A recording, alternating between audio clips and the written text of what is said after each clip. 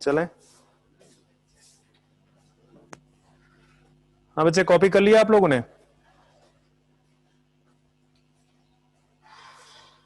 मेरी आवाज आ रही है नो आपको? सर, कहाँ नो तक? सर, वो मॉडिफिकेशन लिखना है।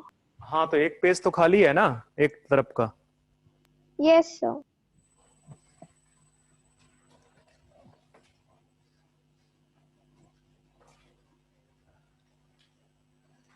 चलो दूसरा मॉडिफिकेशन लिखो जरा सा। सिलिएटेड के बाद हम लिखेंगे brush border. Brush border, brush border का मतलब क्या प्रेजेंट है यहाँ पे? माइक्रोविलाई, ठीक है। तो mainly present on the surface of के बाद क्या लिखा है? Hello hello. Okay. Brush border simple cuboidal epithelium.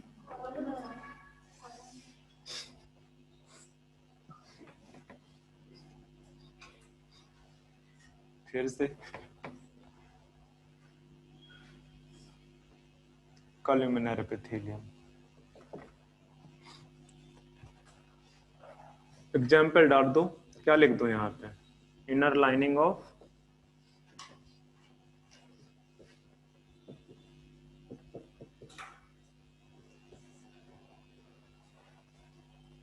कहाँ पे प्रेजेंट होंगे? जहाँ पे एब्जॉर्प्शन का काम चलेगा। कौन सा पार्ट इंटेस्टाइन का? किस पार्ट में एब्जॉर्प्शन होता है? डिओडनम, जेजुनम, इलियम, किस में होता है? Most of the absorption jejunum में, ठीक है। डिओडनम में डाइजेशन का काम होता है मोस्टली। चलो अभी हम वापस आते हैं। सिंपल कॉल्यूमिनर अभी पहले लिख लिया है, ठीक है। ग्लैंडुलर, जहां पे ग्लैंड्स प्रेजेंट हो, एपिथेलिया। तो यहाँ पे भी आपका इंटेस्टाइन चल जाएगा, ठीक है। इनर लाइनिंग ऑफ इंटेस्टाइन, ठीक है। ये जैसे आपका कनेक्टिव टिश्यू है, अंडरलाइन कनेक्टिव टिश्यू।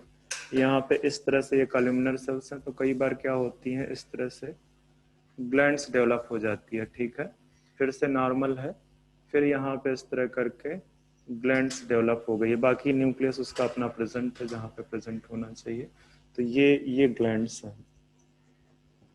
ये ग्लैंड्स हैं, ठीक है।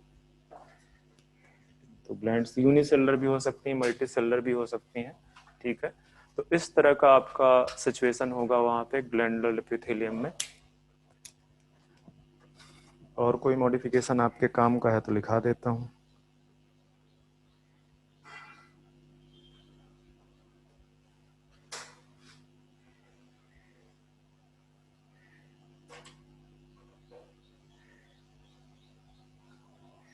बच्चे यहाँ पे मैंने स्मॉल इंटेस्टाइन कहीं पे भी नहीं लिखा हुआ लगता है। जरूरी है इसको स्मॉल इंटेस्टाइन करना।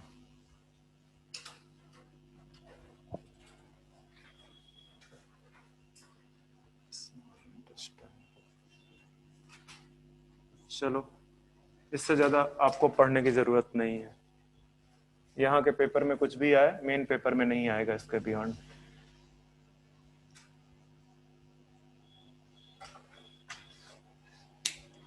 तो ये मॉडिफिकेशन हमने देख लिए हैं। तो यहाँ से आपका सिंपल वाला पार्ट खत्म हो जाता है, ठीक है। आते हैं कंपाउंड में।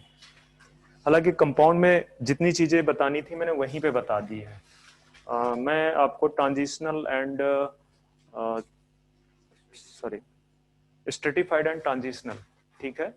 तो जो ट्रांजिशनल एपिथेलिया है वो आपको पढ़नी नहीं है, ठीक है।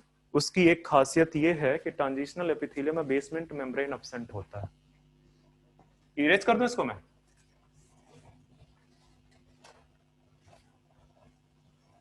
और जो आपका स्ट्रेटिफाइड है, स्ट्रेटिफाइड चलो लिख लो थोड़ा सा। Compound epithelia, more than one layer present, पहले लिखा रखा है मैंने, more than one layer of cells present तो इसमें जो लेयर्स हैं वो कौन कौन सी लेयर्स बनी होंगी, ठीक है। सबसे नीचे आपका स्ट्रेटम जर्मिनेटम है,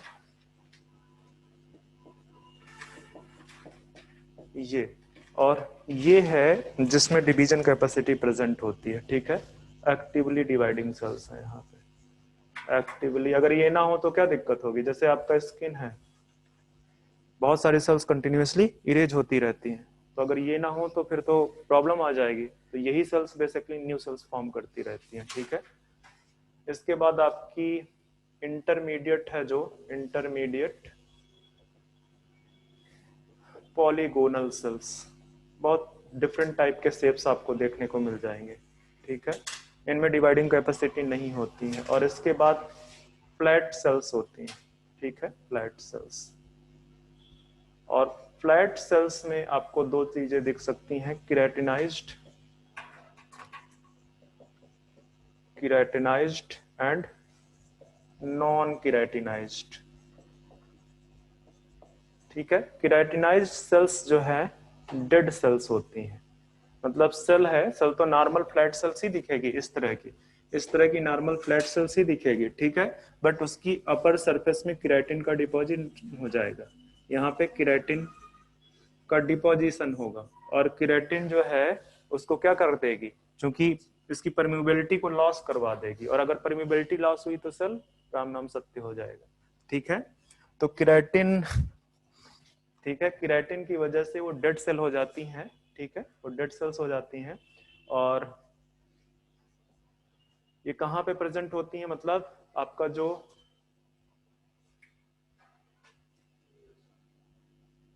कहां से कहां चला गया, बच्चे एक काम करो, ठीक है, यहाँ पे आप दो लिख दो, एक आपका है ट्रांजिशनल कंपाउंड एपिथेलिया, और दूसरा है आपका स्ट्रेटिफाइड। मेरा दिमाग स्ट्रेटिफाइड से निकल गया था, ठीक है, स्ट्रेटिफाइड कंपाउंड एपिथेलियम। तो ये जो चीज डिटेल देख रहे हो वो स्ट्रेटिफाइड का देख रहे हो, ठीक है, ये स्ट्रेटिफाइड का देख रहे हो। और क्या हुआ बच्चे, मेरा दिमाग से स्किप हो गया था वो, ठीक है, यहां तक सही है, इसको साइड पे ले लो, ठीक है। ट्रांजिशनल एपिथेलियम के बारे में वैसे भी मुझे एक लाइन ही बताना है, वो भी आपके काम का नहीं है, वो भी ज्यादा ही होगा, कुछ बताना ही ठीक नहीं है उसके बारे में, ठीक है। ये स्ट्रेटिफाइड कंपाउंड एपिथेलियम है, यहाँ पे आपको इस तरह से 3 लेयर्ड स्ट्रक्चर मिलेगा, या मोर देन 3 लेयर्ड मिलेगा, जिसमें से सिंगल लेयर्ड होगी, ठीक है। इसकी कई सारी लेयर होंगी, और ये फ्लैट सेल्स की भी कई सारी लेयर हो सकती हैं और नहीं भी हो सकती हैं, ठीक है। तो यहाँ पे जो क्रेटिनाइज्ड होती हैं सेल्स वो डेड सेल्स होंगी, ठीक है। और यहाँ इसका एग्जाम्पल कौन सा होगा, स्किन। और ये नॉन केराटिनाइज्ड यहाँ पे कैसी सेल्स होंगी, लिविंग सेल्स होंगी, और इसका एग्जाम्पल क्या होगा, बक्कल कैविटी एंड फेरेंक्स, वो भी मॉइस्ट सरफेस लिख दो, पूरा लिख दो, moist surface of buccal cavity and pharynx. इससे ज्यादा आपसे नहीं पूछेगा, लिखना चाहो तो ट्रांजिशनल में लिख दो कि यहाँ पे बेसमेंट मेम्ब्रेन अब्सेंट होती है, नहीं लिखना चाहोगे तो वो भी बहुत अच्छा है।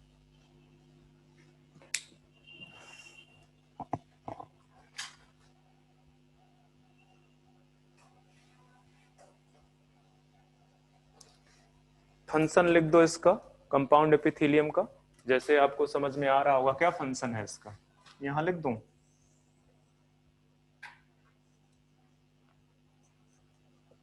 प्रोटेक्शन अगेंस्ट, किसके अगेंस्ट,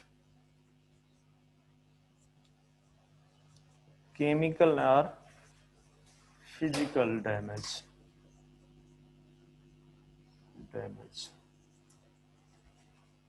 वैसे इसको मैं ना भी लिखवाता तो अंडरस्टूड था, ठीक है, कि प्रोटेक्शन का ही काम करेंगे। अगर आप एनसीईआरटी देखोगे तो वहां पे एक लाइन लिखी हुई है कि इनका सिक्रीशन एंड एब्जॉर्प्शन में बड़ा लिमिटेड रोल है। तो ये तो नहीं बोल सकते हो कि नहीं करती हैं, बट आपको अगर लिखना है तो लिख दो limited role in secretion and absorption. Secretion और एब्जॉर्प्शन में बहुत एब्जॉर्प्शन। आपको पता है कि नहीं कि आपका जो स्किन है वो कुछ एब्जॉर्ब कर सकता है। वाटर पे खड़े रहो, पता चल जाएगा।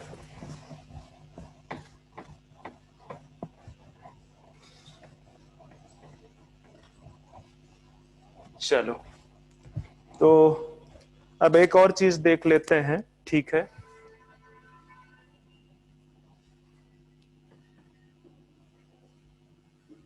अगर मैं फिर से एपिथेलियम को थोड़ा सा डिवाइड कर दूं एक और टाइप में, तो एपिथेलियम को आप इस तरह से डिवाइड कर सकते हो, कवरिंग एपिथेलियम। तो जितना अभी आपने पढ़ा है उसको आप कवरिंग एपिथेलियम के अंडर ले सकते हो, ठीक है। सिंपल, जो सिंपल एंड कंपाउंड एपिथेलियम है। दूसरे को आप बोल सकते हो ग्लैंडुलर एपिथेलियम। तो आपको एक चीज यहां से क्लियर होना चाहिए कि जितनी भी ग्लैंड्स हैं they are modification of epithelium, ठीक है। तो बोल सकते हो all glands formed by this epithelium, formed by this epithelium। अब आपको दो टाइप की ग्लैंडुलर एपिथेलियम दिखेंगे, दो टाइप की ग्लैंडुलर एपिथेलियम दिखेंगे। कौन कौन सी? यूनिसेलुलर, मैं पूरा नहीं लिखूंगा, मैं शार्ट में लिखूंगा, और मल्टी सेलुलर। मतलब सिंपल सा है, शायद मुझे बोलना भी नहीं चाहिए इसके बारे में कुछ। यहां सिंगल सेल होगी, सिंगल सेल्ड यूनिसेलुलर ग्लैंड, ठीक है। और इसका एग्जाम्पल मैं अगर लिखूं, बताओ, आपको बहुत अच्छे से बता देना चाहिए।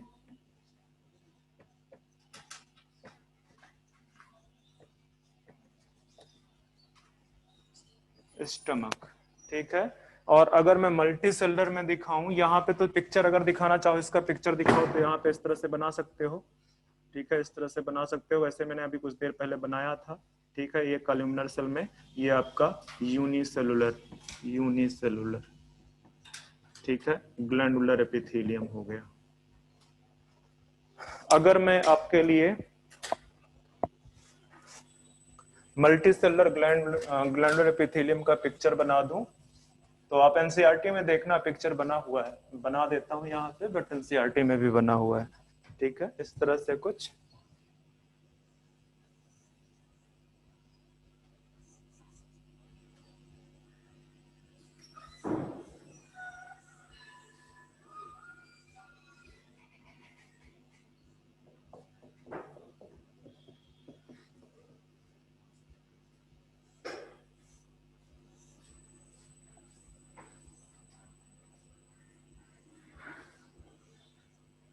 इस तरह से आपको देखने को मिलेंगे।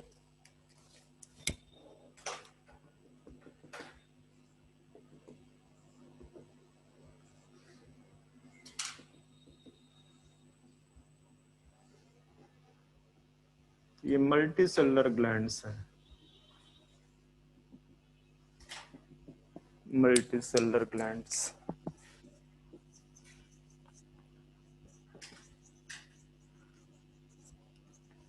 ग्लैंड्स एनसीईआरटी में देखना, इसी तरह का कुछ पिक्चर बना हुआ है, ठीक है।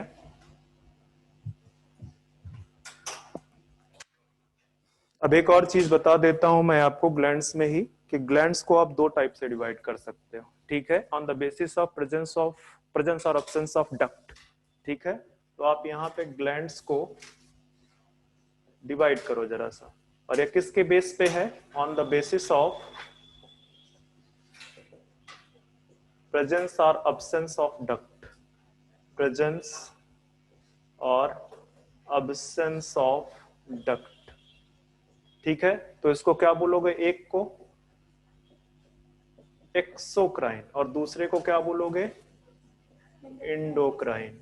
तो जो एक्सोक्राइन है, these glands are with duct, glands with duct, इनकी ग्लैंड्स में डक्ट प्रेजेंट होती है। और जो एंडोक्राइन है डक्टलेस ग्लैंड, डक्टलेस ग्लैंड है। ठीक है, मतलब कहने का कि ये डक्ट के थ्रू अपना सिक्रीशन सिक्रिएट करती है, और ये वाली जो है डायरेक्ट, ये कहां पे, डायरेक्टली पोर देयर सिक्रीशन, कहां पे, इन ब्लड, ब्लड में डायरेक्टली सिक्रीशन को पोर कर देंगे। तो ये आपको एंडोक्राइन और एक्सोक्राइन दो टाइप की सेल्स यहां पे देखने को मिलेंगी, ग्लैंड्स मिलेंगी बेसिकली।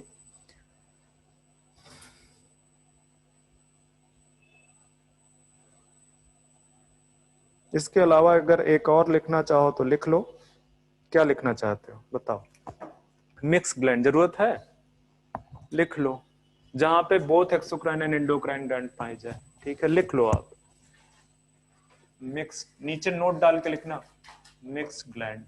ठीक है, बोथ, हालांकि मैं जब पैनक्रियाज पढ़ाऊंगा तो बताऊंगा है both exocrine and endocrine part, ये दोनों प्रेजेंट होंगे। एग्जाम्पल डाल दो,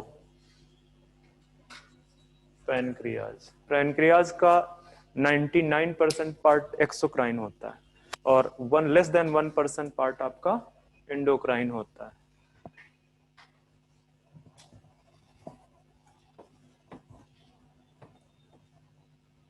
तो ये आपका हो गया यहां तक एपिथेलियल टिश्यू का। अभी एक पार्ट एपिथेलियल टिश्यू में रहता है, कौन सा,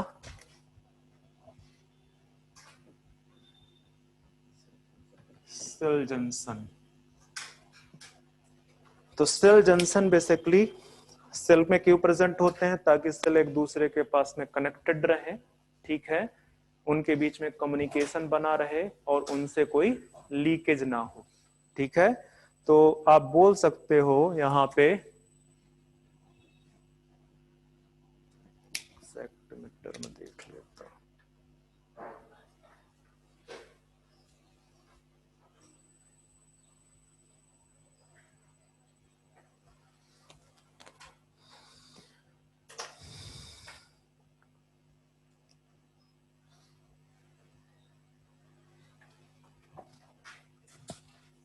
चलो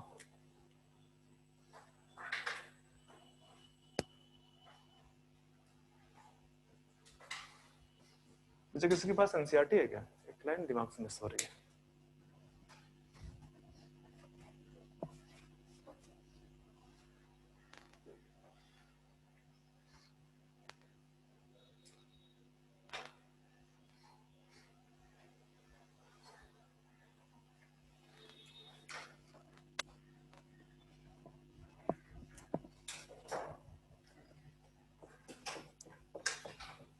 Provide structural and functional link between cells,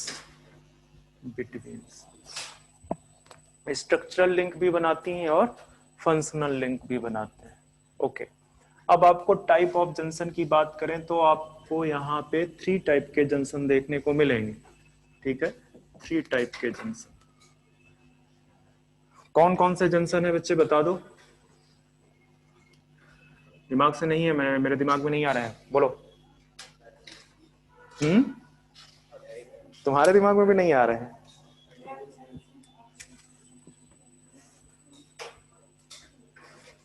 tight junction. Okay, बस छोड़ दो। टाइट जंक्शन आपका नहीं, गैप जंक्शन लास्ट में है, बीच में एडहियरिंग एंड आपका गैप जंक्शन। कितना टाइम हुआ, हो गया 20 नहीं, 19 हुआ है। चलो अच्छा, मैं छोड़ देता हूँ। एडहियरिंग के 3 पार्ट हैं, एक है आपका, छोड़ दो बाद में करते हैं, अभी दिमाग वैसे भी मेरा थक चुका है, बिल्कुल पकड़ नहीं रहा चीजों को।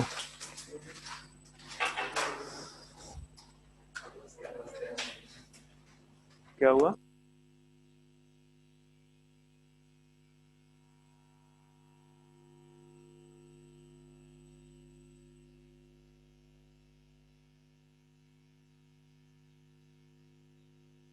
Thank you, sir.